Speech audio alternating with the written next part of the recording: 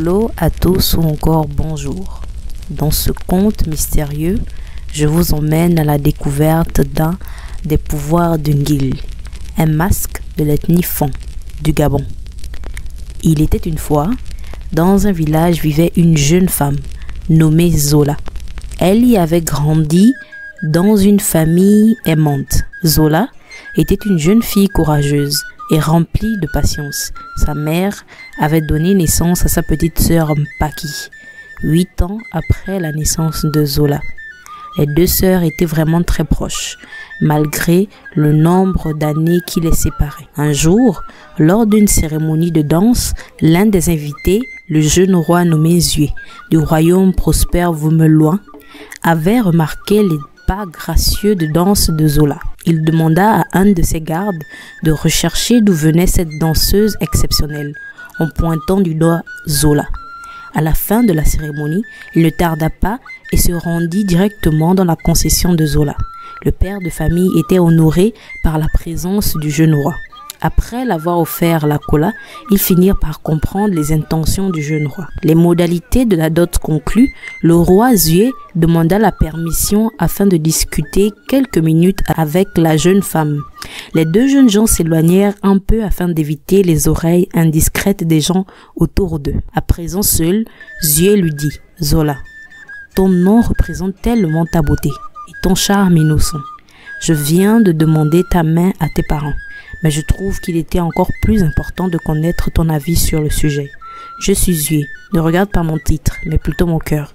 Veux-tu être ma femme ?» Zola le regarda dans les yeux, et on pouvait bien comprendre que cette jeune femme était déjà amoureuse du jeune roi. En réalité, elle l'avait remarqué également au moment où elle performait sa danse. Elle accepta sans hésiter. Il lui remit un collier qu'elle devait toujours garder avec elle jusqu'à son arrivée chez lui. Les formalités terminées, 2 jours plus tard, Zue rentra dans son royaume afin de se préparer à accueillir sa femme. Après le mariage, Zola resta. Elle était tellement heureuse et alla tout raconter à sa meilleure amie Ngwa. Les deux jeunes femmes se connaissaient depuis l'enfance. En entendant la nouvelle, Ngwa semblait vraiment contente pour son amie. Elle lui proposa alors de l'accompagner pour son voyage. Les deux jeunes filles se mirent d'accord. En rentrant chez elle, Zola dit à sa mère que Ngwa venait avec elle. La maman n'était pas d'accord. En réalité, seule la famille devait accompagner la mariée dans sa nouvelle maison. Zola lui dit de ne pas s'inquiéter. En plus, Ngwa n'était pas juste une amie, mais une sœur déjà. Elle insista tellement que sa mère accepta. Seulement, elle voulait que Paki parte avec elle également. Le matin du voyage, on habilla Zola d'or et de bijoux, représentant à présent son nouveau titre de reine, et leur mère leur donna sa bénédiction. Ce matin-là, Ngwa arriva un peu en retard. Elle s'excusa et toutes les trois prirent la route pour le royaume Vumeloin. Elle devait faire 2 jours et 2 nuits avant d'atteindre le dit royaume. Elle marchait, Ngwa en avant, Paki derrière et Zola entre les deux. À la tombée de la nuit du 2e jour, Ngwa suggéra de passer par la grande forêt près de la rivière Ankoum. Zola était hésitante, mais Ngwa rajouta: « Nous serons là-bas avant la lueur du jour. Comme cela, on pourra te refaire une beauté, vite fait, avec l'eau de la rivière Ankoum, afin que tu rencontres le roi. » Zola se réjouissait de savoir que très bientôt, elle sera auprès de son roi. Elles entrèrent dans la forêt, à la tombée de la nuit. Le lieu était vraiment sinistre, et seuls les bruits des sauterelles se faisaient entendre. Elles marchaient doucement. Quelques pas plus tard, proche de la rivière, elles décidèrent de faire un feu et dormir quelques heures avant de reprendre la route. Elles pouvaient à présent voir les lumières qui scintillaient venant du royaume en bas de la colline. Toutes les 3 s'endormirent et quelques heures après, Ngwa réveilla Zola afin de l'aider à se préparer pour la suite de la marche. Zola s'accroupit près de l'eau sombre afin de rincer le visage. Elle savait très bien que les jeunes filles ne devaient jamais mettre les pieds dans cette rivière, sinon elles pouvaient y rester bloquées à jamais et se changer en sirène. Alors, elle faisait vraiment attention. Sans crier garde, Ngwa poussa Zola dans l'eau. Elle poussa un cri, celui-ci réveilla Paki, qui dormait toujours. Il ne restait plus que les bijoux de la reine au bord de l'eau. Ngwa ouvrit un paquet mystérieux fait de feuilles de bananier qui contenait une poudre blanche. Elle le frotta sur son visage et entonna des incantations étranges. Elle referma le paquet au même moment. Paki arriva au lieu où elle entendit le bruit provenir. Elle aperçut la silhouette de Ngwa et s'avança avec la torche indigène. Et au moment où elle éclairait la silhouette, elle vit le visage de sa sœur. Elle sentit que quelque chose n'allait pas. Elle demanda où se trouvait Ngwa, mais sa sœur lui dit que Ngwa était retourné au village. Paki trouva cette histoire étrange. Zola lui demanda de l'aider à s'apprêter pour le grand matin. Paki obéissait, mais avec réticence. Et au petit matin, elles se mirent en route pour Vumeloin. À leur arrivée, des cris de joie, des chants et danses étaient entonnés en l'honneur de la nouvelle reine. Tout le monde était content. Le roi avait une épouse. Le roi était assis sur son trône et à ses côtés, son conseiller, le sage Themba. À l'entrée de sa femme, il se leva. Il ne pouvait plus contenir sa joie que son sourire faisait voir toutes ses dents. Il semblait que ses hanches généreuses il y a quelques jours étaient moins évidentes. Mais Zue pensait que peut-être les préparatifs l'avaient fait maigrir un peu. Cela ne faisait pas de différence pour lui. Sa femme était enfin là. Themba avait également remarqué le changement de la reine, mais ne dit rien. Paki était resté derrière sa sœur sans dire un mot. Le soir même, une grande fête a été donnée en l'honneur de la reine. Mbolo à tous. Depuis nos récents comptes, nous avons reçu plusieurs commentaires vraiment encourageants de votre part. Alors nous disons merci à Kiba, à toutes ces personnes qui ont laissé des commentaires en bas des vidéos. Akiba à vous tous. Après la cérémonie, cette même nuit, Zue demanda le collier qu'il avait remis. Ngwa, déguisée en Zola, surprise, ne savait pas quoi répondre. Elle dit qu'elle avait oublié dans son village et Zue avait laissé passer tellement sa joie était immense. Le lendemain, Zola ordonna à Paki de devenir sa servante. Dorénavant, elle devait lui obéir au doigt et à l'œil. Après tout, elle était sa sœur aînée. Paki ne comprenait pas pourquoi sa sœur s'exprimait à présent ainsi et lui parlait de manière si méchante. Tous les jours, Paki était à présent chargée de cultiver les champs, faire à manger et elle devait masser sa sœur tous les soirs. Elle s'assurait que Paki soit toujours occupée. Et lorsqu'elle se fatiguait, pendant une tâche, sa sœur la frappait. Et quand Zue, remarquant sa maltraitance, voulait intervenir, elle répondait toujours. Après, vous allez dire qu'en tant que sa grande sœur, je ne l'ai pas bien éduquée. Maman me l'a confiée et personne n'a rien à dire. Personne ne comprenait pourquoi Zola était si cruelle envers sa petite sœur. Et comme Paki se sentait trop triste, elle se rendit près de la rivière Ankun et se mettait à pleurer. Elle ne savait pas pourquoi, mais son cœur était apaisé dans cet endroit. Plusieurs années passèrent et le couple royal n'avait toujours pas d'enfant. Et la reine n'avait jamais eu de retard de grossesse. Toutes ces années, le roi avait fait appel au plus grand guérisseur de tout son royaume et même des royaumes voisins, mais personne n'a jamais trouvé le remède pour les aider. Zola avait bu toutes les concoctions et mixtures possibles, mais en vain, elle ne tombait pas enceinte. Un jour, Themba ordonna la réunion de tous les sages du royaume. Ils se réunirent autour du roi. La question du jour était l'infertilité de la jeune reine. Tous ne comprenaient pas pourquoi, depuis, elle ne donnait pas d'héritier au roi. Themba dit « Je propose que l'on fasse sortir le Ngil. » Un autre sage dit « Mais toi mieux que personne sait que le Ngil ne sort pas pour n'importe quelle occasion. » Un sage nommé Femme, un ami proche de la reine, se leva et dit « Moi je ne comprends pas pourquoi vous vous inquiétez autant. Ce n'est pas si grave. Et la reine, elle est encore jeune. Qu'est-ce qui presse ?»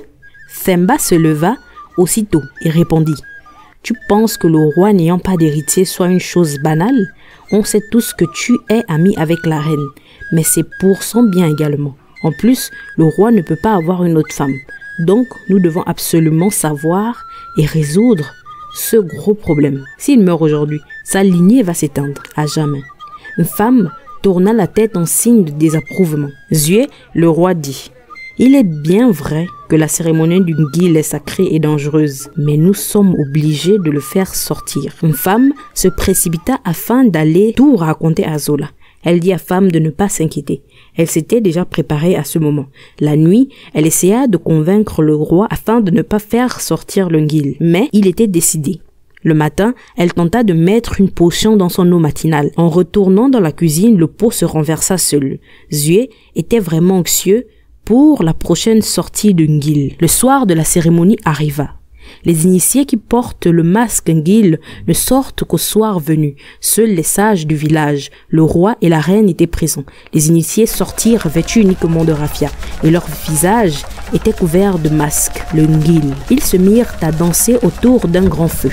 Et tout le monde autour était silencieux. Les initiés étaient comme possédés d'un esprit majestueux. Ils disparaissaient et réapparaissaient tantôt au-dessus des cases, tantôt juste derrière les personnes présentes. Le battement de cœur pouvait se faire entendre. La tension était palpable. La mystique musique se faisait entendre s'arrêta. Et d'un coup, les initiés s'alignèrent tous en une ligne droite. Et ils se mirent à dire d'un même rythme: Zué, tu nous as fait sortir, pourtant ton problème est simple, mais complexe. Tu vis avec la femme d'autrui. Tu vis avec la femme d'une autre personne. Regarde bien. Regarde les signes. Zola n'est pas ici, mais dans une eau fraîche dans la journée, mais très chaude dans la nuit. La porteuse de la vie ne peut y entrer. Sinon, elle y restera à jamais. Quand tu y seras, prononce 3 fois son nom. Elle apparaîtra. Un des initiés se détacha du groupe et se mit devant celle qui se faisait passer pour Zola. Il lui pointa du doigt et dit: ce feu est sacré, et si tu es innocente et marches sur ces braises, rien ne va se passer. Vas-y, marche, marche, marche. Zué, le roi, ne comprenait rien. Il voulait arrêter la cérémonie, mais Themba lui fit signe de la main. Zola regarda son mari afin qu'il puisse intervenir, mais il resta là sans rien dire. Il attendait tout ce que Zola marche sur les braises du feu. Elle s'avança, mais prise de peur, elle s'arrêta juste avant de poser son premier pas. Elle se mit au sol en pleurant. Le même initié courant à la vitesse de la lumière et s'arrêta devant Zola. Et d'un geste assuré, il frotta sa main gauche sur le visage de Zola. Et tous les initiés disparurent, laissant derrière eux un brouillard de poussière et de fumée. Après que tout se soit dissipé, ils remarquèrent tous que c'était Ngwa et non Zola qui vivait depuis avec eux. Zué était fou de colère. Il l'avait reconnue et la répudia cette même nuit. Il ordonna ses gardes de la mettre hors d'état de nuire. Malheureusement, Ngwa prit la fuite sans leur dire où se trouvait la vraie Zola. Tout le monde se mirent à sa poursuite. Elle réussit à les échapper dans la forêt du fleuve Ankun. Le roi et ses gardes cherchaient autour. Ils entendirent une personne pleurer au loin. Quand Zué se rapprocha, il vit Paki au bord de l'eau. Il comprit alors l'énigme du Nguil et pourquoi Zola pouvait se trouver dans cette eau. Il prononça alors 3 fois le nom de sa femme et elle apparut encore plus belle que jamais à la surface de l'eau. En effet, elle portait à son cou le collier qu'il lui avait remis. Elle dit: tu es enfin venu me chercher, mais dans quelques heures je vais me transformer en sirène à tout jamais. Tu dois répondre à cette énigme. Je suis puissant que les rois. Les riches me craignent, les pauvres m'admirent, les grands me veulent, sans savoir que tout le monde me possède, mais rien ne peut avoir ma valeur. Qui suis-je? Le roi, étant entraîné depuis son enfance aux énigmes et aux sagesses africaines, répondit sans hésiter en disant Ngeng en langue fan. Et d'un coup, Zola fut libéré de son emprise et ils retournèrent tous au village. Mpaki comprenait à présent pourquoi sa grande sœur se comportait aussi mal envers elle. Ngwa, pleine de honte et ne pouvant plus retourner ni dans son village ni dans le royaume Vmeloin, erra toute sa vie le long de la rivière Ankun, jusqu'à un jour y entrer sans jamais plus ressortir. Après l'arrivée de la vraie Zola chez son mari, le royaume était devenu encore plus prospère et tous les habitants étaient traités avec équité et justice. Zola ne tarda pas à donner naissance à l'héritier nommé Ebungu. Après avoir écouté cette légende d'Afrique, je vous laisse la possibilité de nous laisser en commentaire les différentes morales de cette histoire. Et pour les autres qui ont bien suivi la fin de ce conte, quelle est la réponse de l'énigme donnée au roi Zué? Laissez-nous la réponse en commentaire. Merci. Mbolo à tous. Voyons votre intérêt pour la découverte de l'Afrique et l'amour des contes africains. Nous sommes dans la préparation d'un petit livret qui regroupera 150 quiz sur l'Afrique et sa géographie. Ce livret sera un compagnon de tous les jours pour les tout petits, mais également les grands. À travers ce livret ludique et instructif, vous découvrirez ce magnifique continent qu'est l'Afrique. Pour ceux qui veulent avoir un aperçu de ce livret avant sa publication officielle, nous avons créé une version de 10 quiz que vous pouvez télécharger gratuitement en cliquant le premier lien dans la barre de description juste ici.